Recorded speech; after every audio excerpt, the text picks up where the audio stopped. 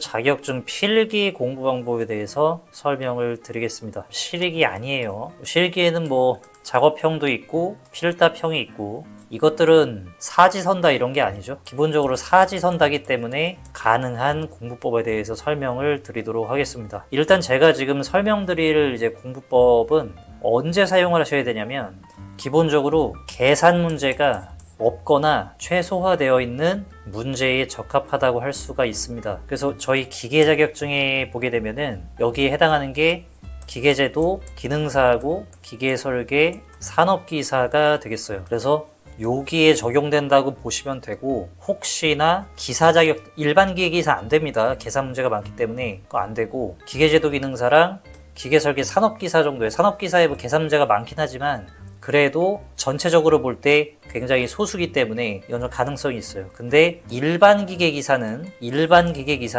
안 됩니다. 거기는 해당이 안 된다고 보시면 되고요. 해당이 되는 부분이 있죠. 계산 문제 아닌 거에는 이 방법이 통하기 때문에 활용하시면 도움이 되실 겁니다. 왜 이게 가능하다고 설명을 드릴 수가 있냐면 사지선다로 공부를 할 수 있기 때문에 이게 가능한 거예요. 제가 문제를 가지고 설명을 좀 드려볼게요. 자, 예를 들어서 이런 문제가 있습니다. 기계제도 기능사 문제가 되겠고요. 저희가 보게 되면은 이제 뭐 내용이 이렇게 나와 있고 기본 요건이 아닌 것을 고르라고 해요. 일단 여기에서 한 가지 좀 말씀드릴 게, 우리가 보는 시험은 CBT라 그래가지고 컴퓨터 베이스 테스트, 그래서 컴퓨터로 시험을 보거든요. 그래서 여러분이 공부를 하시게 되면 컴퓨터로 이렇게 클릭을 해가지고 하는 식으로 시험을 보게 되거든요. 그래서 여러분이 시험 볼 때 우리가 이제 수능 공부할 때라든가 이제 종이로 된 거는 습관을 어떻게 들이냐면 여기에다가 표시를 하는 식으로 공부를 하실 거예요. 근데 그렇게 공부를 하시면 안 됩니다. 이게 왜 그러냐면 아닌 것은과 맞는 것은 전혀 내용이 다르죠. 알맞은 것은, 적절하지 않은 것은, 그게 실제 시험 볼 때는 표시를 못해요. 그렇기 때문에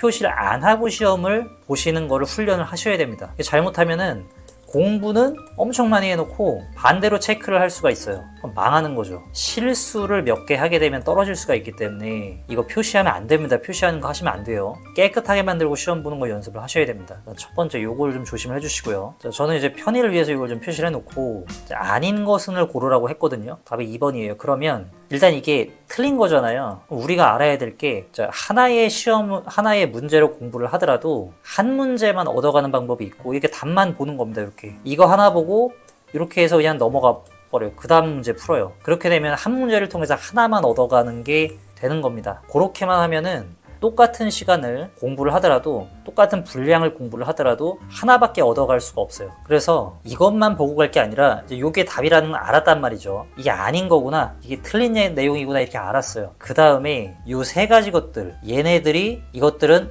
기본 요건으로 맞는 내용이구나, 이렇게 알 수가 있죠. 면의 표면 거치기, 재료 선택, 가공 방법, 이것들이 도면에 구비해야 할 요건이구나, 이렇게 알 수가 있죠. 이거를 달달 외우시라는 게 아니라 요런 느낌이라는 거, 뉘앙스를 알고 가시라는 겁니다. 요런 내용이 있으면은 구비해야 할 요건이구나, 이렇게 알 수가 있죠. 그리고 밑에 보면 뭐 무역, 뭐 기술, 국제 교류, 국제적, 국제 뭐 이런 느낌이죠. 이건 정보 이런 느낌이죠. 정보. 그래서 국제 뭐 이런 것도 맞는 내용이구나, 이렇게 알 수가 있어요. 그 다음에 네 번째, 도형, 크기, 모양, 자세, 위치, 이것도 정보죠. 다만 약간의 느낌이 다른데, 이제 밑에 같은 경우에는 좀 물리적인 느낌이라고 할 수가 있고, 위에 같은 경우에는 어떤 방법적인 정보, 뭐 그런 느낌이 좀 있죠. 어쨌건 정보를 좀 준다, 그리고 국제적으로 활용된다, 하지만 임의의 창의성은 안 된다, 요렇게 알고 가면 되죠. 그러면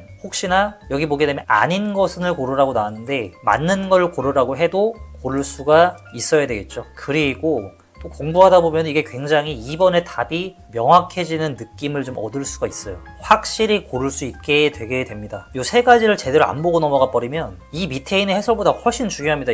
이거를 안 보고 넘어가 버리면 2번이 헷갈려요. 그렇기 때문에 사지선다, 이 네 가지가 있으면 이 네 가지를 다 공부를 하셔야 됩니다. 핵심은 바로 그겁니다. 자, 하나를 더 볼게요. 자, 여기 보게 되면은 기계제도의 표준 규격화의 의미로 옳지 않은 것은, 이거 표시하면 안 된다 그랬습니다. 편의상 제가 하는 거예요. 자, 이거의 답은 4번인데 규격화를 해가지고 규격화에 관련된 것 중에 틀린 거, 원가 상승이라고 나왔습니다. 뭐 내용 모르셔도 돼요. 이것도 이제 기능사 문제입니다. 기계제도 기능사.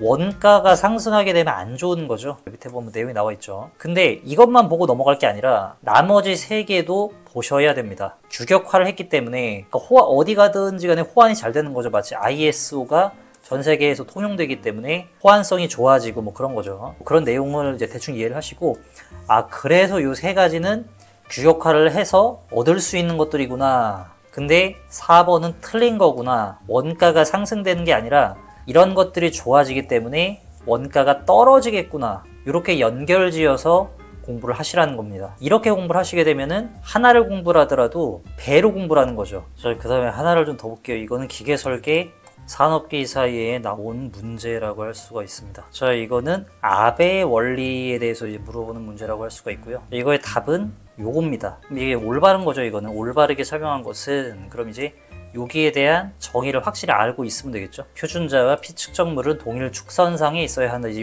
여기에 정의가 이제 요거인 거죠. 이거를 확실히 알고 그 다음에 나머지 것들도 자세히 한번 읽어봐야죠. 아, 이것들이 아니구나. 이것들이 아니라는 거를 확실히 아셔야죠. 그래서 이게 이제 아베의 원리라는 게 이제 올바른 걸 하나만 골라야 되기 때문에 이렇게 나왔지만 어떤 경우에는 아베의 원리가 여기 이제 하나 나왔는데 이렇게 줄 수도 있겠죠. 3개는 옳은 걸 주고 1개를 틀린 걸 줘요. 그 다음에 아베의 원리로 틀린 것은 이렇게 줄 수가 있겠죠. 아, 이런 것들이 답이 안 되는구나.